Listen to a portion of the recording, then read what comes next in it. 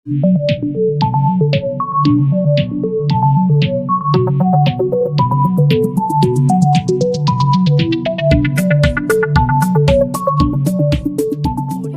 saya M. Rafli Rizal. Saya di sini akan menjelaskan sedikit mengenai inspeksi atau pemeriksaan K3.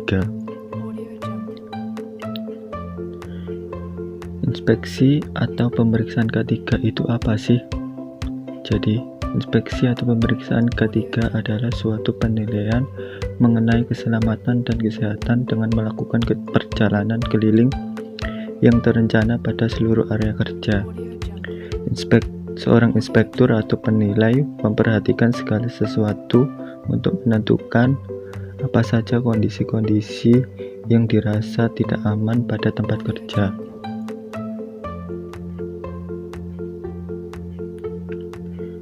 Tujuan dari inspeksi itu apa? Jadi, tujuan inspeksi dibagi menjadi dua. Yang pertama, tujuan umum, yaitu mengenai masalah potensial kekurangan sarana kerja kinerja K3 akibat dari suatu perubahan, tindakan perbaikan yang memadai, penilaian manajemen di tempat kerja, komitmen manajemen, dan lain-lain.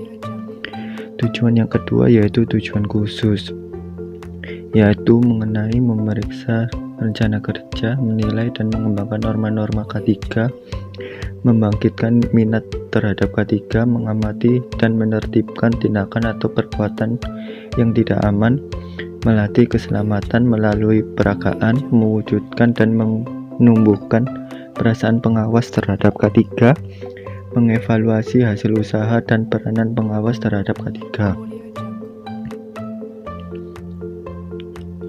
Apa sih perbedaan inspeksi dengan audit?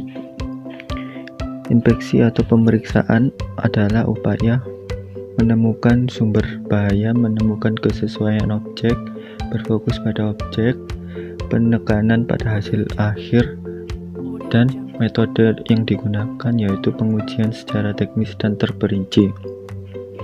Sedangkan audit yaitu upaya mencari ketidaksesuaian dalam sistem, mengukur efektivitas pelaksanaan sistem, berfokus pada sistem, pelaksanaan pada proses, dan menggunakan metode tinjauan ulang, verifikasi, dan observasi.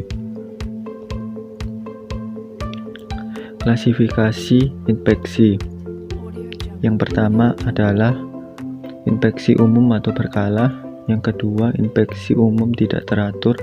Yang ketiga, inspeksi berkelanjutan. Dan yang keempat adalah inspeksi khusus. Langkah-langkah inspeksi. Yang pertama, persiapan. Yang kedua, pelaksanaan. Yang ketiga, tindakan penanggulangan. Yang keempat, tindak lanjut. Persiapan terbagi menjadi beberapa tahap. Tahap yang pertama membuat rencana inspeksi, yang kedua menentukan apa yang akan dilihat, yang ketiga membuat checklist, yang keempat meninjau ulang inspeksi sebelumnya, yang kelima menyiapkan peralatan dan perkakas yang akan digunakan. Berikutnya pelaksanaan. Yang pertama, pemanfaatan checklist atau format. Yang kedua, menyiapkan catatan ringkas. Yang ketiga, membuat klasifikasi bahaya. Yang keempat, perbaikan terhadap bahaya potensial. Yang kelima, laporkan. Yang keenam, lakukan penentuan sebab dari tindakan dan kondisi. Berikutnya, tindakan penanggulangan. Yang pertama, perbaikan kondisi tidak aman. Yang kedua, tindak lanjut terhadap rekomendasi yang telah diberikan. Berikut metode dasar pelaporan yang dilakukan oleh inspektur dalam menilai sebuah permasalahan. Yang pertama, cakupan keseluruhan inspeksi yang diberi bobot skor 20. Yang kedua, akurasi klasifikasi bahaya, bobot skor 10. Kejelasan keterangan dan lokasi setiap bagian temuan, bobot skor 10. efektivitas tindakan perbaikan bobot skor 20, data tindak lanjut yang dicatat bobot skor 15, tenggang waktu pelaporan bobot skor 15, total bobot skor yaitu 100. Berikut adalah contoh checklist atau formatan yang digunakan oleh inspektur untuk menilai sebuah perusahaan K3. Sekian penjelasan dari saya. Mohon maaf jika ada kurang lebihnya. Wassalamualaikum warahmatullahi wabarakatuh.